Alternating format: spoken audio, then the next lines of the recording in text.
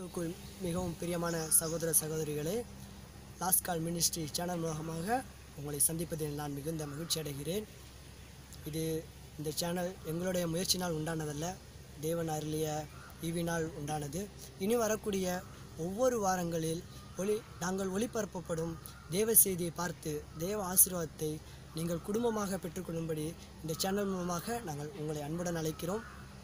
அது மட்டுமின்றி எங்களுடைய குழுவில் இருக்கிற ஒவ்வொரு நபர்களுக்காகவும் உங்களுடைய தனிப்பட்ட ஜெபங்களில் ஜெபம் செய்து கொள்ளுங்கள். நாங்கள் எங்களுடைய முயற்சியினால் இந்த சேனலை உருவாக்கியிருக்கிறோம். இதற்கு தேவையான ஒவ்வொன்றையும் தேவன்தான் சந்திக்கும்படி நீங்கள் உதவி செய்யும்படியாகவும் ஜெபித்துக் கொள்ளுங்கள்.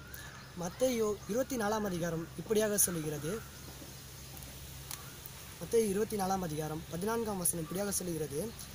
ராஜ்யத்தினுடைய இந்த சுவிசேஷம் பூலோகமெங்கும் உள்ள சகல ஜாதிகளுக்கும் சாட்சியாக பிரசங்கிக்கப்படும், அப்பொழுது முடிவு வரும்.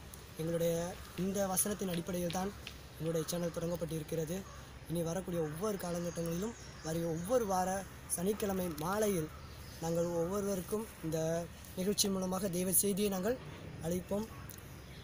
அது மட்டுமின்றி உங்களுக்கு ஏதேனும் சுகவீன பிரச்சனையாக இருக்கலாம், வீட்டு பிரச்சனையாக இருக்கலாம், கஷ்டங்கள் எதுவாக இருந்தாலும் கீழ்காணும் தொலைபேசி எண்ணுக்கு நீங்கள் தொடர்பு கொள்ளவும். உங்களுக்காக நாங்கள் என்ன செய்வோம்?